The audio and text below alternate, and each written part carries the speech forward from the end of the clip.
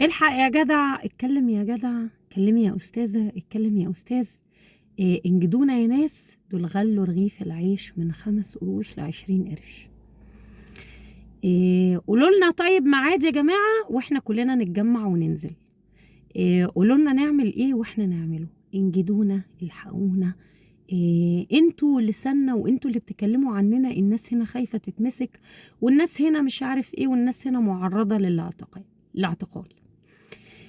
الحقيقة الكلام اللي أنا قلته في أول الفيديو ده من أمثلة جايالي على الخاص بعد نية الحكومة المصرية الغير شرعية برفع سعر رغيف العيش المدعم من 5 ل20. 5 ل20 يعني لو عملتوا كده تشينج ان برسنتج 20 ناقص 5 على 5%، هتلاقوا إن هم زودوا سعر رغيف العيش 300%، في حين ان هم ما زودوش المرتبات حتى 30% 40%. ما حصلش الكلام ده.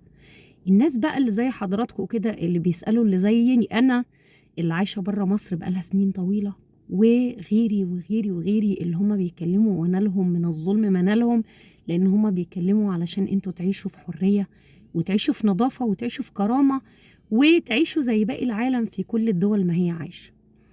الناس دي بتقول لكم صوروا تصحوا من زمان.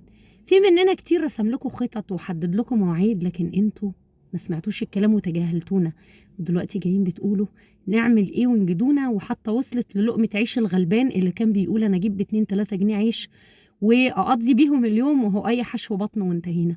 محدش فينا هيحل لكم حاجة. انتوا شعب عايز ثورة تيك اواي. مفيش ثورة تيك اواي. الثورة بتبذل عشانها الأنفس والدماء والأموال والأولاد. زي ما انتوا شايفين كده الناس في فلسطين. اتخضيتوا من اللي أنا بقوله؟ هي دي الحقيقة. مفيش حرية ببلاش. الحرية بتبذل عشانها الأرواح. أوروبا اللي أنا عايشة فيها دي دفعت يمكن 60 مليون إنسان وضحية ماتوا في حربين، حرب العالمية الأولى والتانية، لكن دلوقتي عايشين بحرية. ما يقدرش مسؤول يمشي عليهم كلمة بالجزمة القديمة، لأن هو elected، منتخب. ما سمعش كلامهم بيرموه في أقرب صفيحة زبالة وبيجيبوا غيره. انتوا الوحيدين في مصر وفي الدول العربية المقرفة المعفنة اللي عايشين في قصة الديكتاتور الإله. انتوا حتى كنتوا الأول خالص عاملينه نص إله، دلوقتي انتوا عاملينه إله وبتعبدوه. فانعموا بهذا الإله اللي بيبيع الأرض وبيبيع العرض وبينتهك الحرمات، وانتوا قاعدين عايزين حد يعمل لكم ثورة تيكاوي. مفيش ثورة تيكاوي، ومحدش هيضحي لكم بأكتر من اللي احنا ضحينا بيه. احنا ضحينا كتير قوي وانتوا قاعدين